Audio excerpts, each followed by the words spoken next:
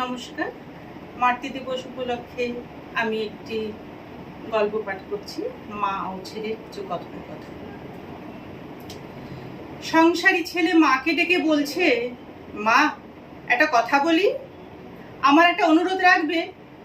মা, তুই চাইলি আমি কি না করতে পারি, বল, তোর সব কথা আমি রাখবো। তোমার বৌমা বলছিল, তোমার তো বয়স হয়েছে, এখন তো তোমার শরীরে একটু বিশ্রামের প্রয়োজন, আর এই বাড়িটা তো খুব একটা ভালো না, ছোট, ভুগছি, তোমার কাশিটাও বেড়ে গেছে, আর তো ডায়াবেটিস আছেই, হার্টের সমস্যা, হাড়ের সমস্যা, আরো কত কি। মা, হ্যাঁ রে, মনে হয় আর বেশি দিন।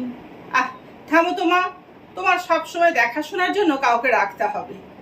আচ্ছা, তোমাকে তাহলে গ্রামের বাড়িতে, না না, ওই যে বৃদ্ধাশ্রমের স্পেশাল ব্রাঞ্চে ভর্তি করালে কেমন হয়? এটাই বলছিল তোমার বৌমা।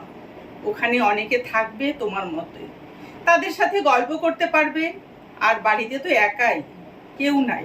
আমি ব্যবসায় দৌড়াচ্ছি, তোমার বৌমা অফিসে, আর মিঠু তো সারাদিনই স্কুলে। ওখানে তুমি আরামেই থাকবে মা। মা, এটাই মানে আমাদের অনুরোধ ছিল। আচ্ছা, তুই চাইলি তাই হবে। থ্যাঙ্কস মা। আচ্ছা, কালকে বিকেলে কিন্তু তাহলে ওখানে যাচ্ছ, তোমার ব্যাগ গুছিয়ে রাখবে। পরের দিন অস্বস্তিকর জ্যামে আটকে আছে মা ছেলে। নীরবতা ভাঙলেন মা। বাবা, ওখানে আমাকে দেখতে যাবি তো? পারলে একটা ফোন কিনে দিস আমাকে। হ্যাঁ হ্যাঁ মা, তুমি ফোন দিয়ে কি করবে? আহা, ওখানে ফোন আছে তো। কিছুক্ষণ পরে একটা 5 তলা বাড়ির সামনে এসে গাড়ি থামালো। আবার বেশ কিছুক্ষণ নীরব থেকে এবার ছেলে বলে উঠল, নামো মা, এটাই তো ওই বৃদ্ধাশ্রম। মা দেখছো, বলেছিলাম না তোমার পছন্দ হবে, তোমার জন্য দোতলার দক্ষিণের ঘরটা বুকিং করে রেখেছি। ডিং ডং ডিং ডং, দরজা খুলল। Happy birthday to you, happy birthday to you মা। দরজা খুলতেই চমকে গেলেন মা।